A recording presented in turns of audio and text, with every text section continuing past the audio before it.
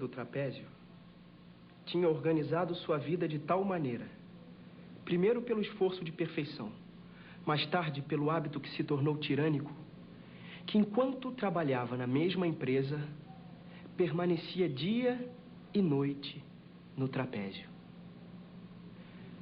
Todas as suas necessidades, aliás bem ínfimas, eram atendidas por criados que se revezavam, vigiavam embaixo e faziam subir e descer, em recipientes construídos especialmente para esses fins, tudo o que era preciso lá em cima. Esse modo de viver não causava aos outros dificuldades especiais. Era só um pouco incômodo que durante os demais números do programa ele ficasse lá no alto, o que não se podia ocultar. Apesar de quase sempre nesses momentos ele permanecer quieto, de quando em quando um olhar do público se desviava para ele. Mas os diretores o perdoavam por isso, pois era um artista extraordinário e insubstituível. Além do que, admitia-se com naturalidade que ia assim por capricho, e que só poderia preservar a perfeição de sua arte mantendo-se em exercício constante. E de mais a mais, lá no alto também era saudável. E quando, nas épocas mais quentes do ano, eram abertas as janelas laterais em toda a extensão da cúpula, e junto com o ar fresco, o sol entrava poderoso no espaço crepuscular. Então era até bonito lá em cima. Sem dúvida, o seu convívio humano estava reduzido. Somente uma vez ou outra, um colega de acrobacia subia até ele pelas escadas de corda. Então os dois se sentavam no trapézio, se inclinavam à esquerda, à direita, sob as cordas de sustentação, e proseavam. Ou os operários que consertavam o teto trocavam algumas palavras com ele por uma janela aberta. Os bombeiros que examinavam a iluminação de emergência na galeria superior lhe gritavam algo respeitoso, mas pouco inteligível. De resto, o silêncio o cercava. Algumas vezes, um funcionário qualquer que, porventura, andava à tarde pelo teatro vazio, erguia o seu olhar para a altura que quase fugia à vista, onde o artista do trapézio, sem poder imaginar que estava sendo observado, exercia sua arte ou descansava. Ele teria podido viver assim, tranquilamente, não fossem as inevitáveis viagens de lugar em lugar que lhe eram extremamente molestas. É verdade que o empresário providenciava para que ele ficasse a salvo de qualquer prolongamento desnecessário desses sofrimentos. Para as viagens nas cidades, eram usados automóveis de corrida com os quais se disparava, se possível à noite ou de madrugada, pelas estradas desertas na mais alta velocidade, que certamente era muito lenta para a nostalgia do artista do trapézio.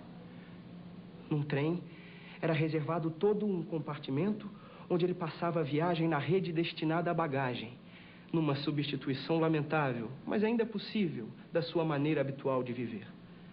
No local da apresentação seguinte, o trapézio era colocado muito antes da chegada do artista. Também eram mantidas abertas todas as portas que davam para o palco e livres todos os corredores. Mas os momentos mais belos na vida do empresário eram sempre aqueles em que o artista punha o pé na escada de corda e, finalmente, num instante, estava de novo pendurado no alto do seu trapézio. Por mais bem-sucedidas que essas viagens fossem para o empresário, cada nova excursão lhe era penosa, pois, a despeito de tudo, perturbavam seriamente os nervos do trapezista. Certa vez, em que ambos viajavam juntos, o trapezista sonhando na rede de bagagem e o empresário no canto da janela lendo um livro, o artista dirigiu-se a ele em voz baixa. O empresário deu-lhe imediata atenção. Ele disse, mordendo os lábios, que de agora em diante ia precisar para a sua acrobacia sempre de 2 trapézios ao invés de 1. 2 trapézios, um na frente do outro.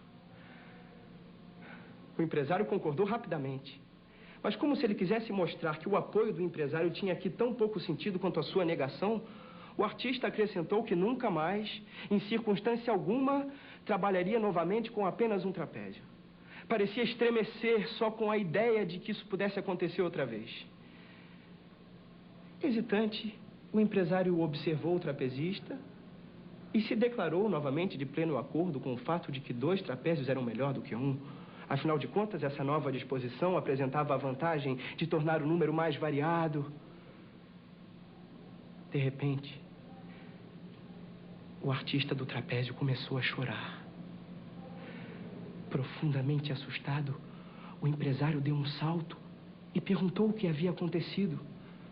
Por não receber resposta, acariciou-o e apertou o rosto dele contra o seu, de tal modo que as lágrimas do trapezista lhe escorriam sobre a pele. Só depois de muitas palavras de carinho, o trapezista disse, soluçando: mas só com uma barra na mão? Como é que eu posso viver? Agora era mais fácil para o empresário consolar o artista. Prometeu telegrafar da próxima estação para o local da apresentação seguinte, pedindo o segundo trapézio. Censurou-se por ter deixado o trapezista trabalhar tanto tempo com apenas um trapézio. Elogiou-lhe e agradeceu-lhe o fato de ter finalmente lhe chamado a atenção para o erro. E foi assim que o empresário pôde aos poucos acalmar o artista, voltar para o seu canto, mas ele mesmo não estava tranquilo. E com grave preocupação, examinava secretamente o trapezista por cima do livro. Se pensamentos como esse começassem a atormentá-lo, poderiam cessar por completo?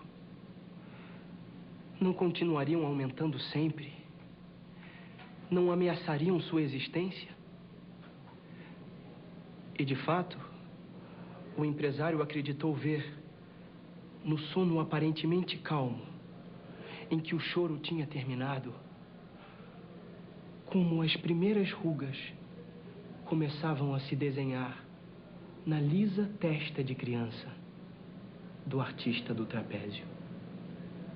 Esse conto chama-se A Primeira Dor, de Franz Kafka, do livro Um Artista da Fome, da editora Brasiliense. O contador, José Mauro Brant.